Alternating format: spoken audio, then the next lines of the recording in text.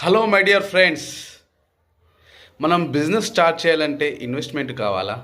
పెద్ద పెద్ద ఇన్వెస్ట్మెంట్ కావాలా? ఎక్కువ మొత్తంలో కావాలనుకుంటున్నారా?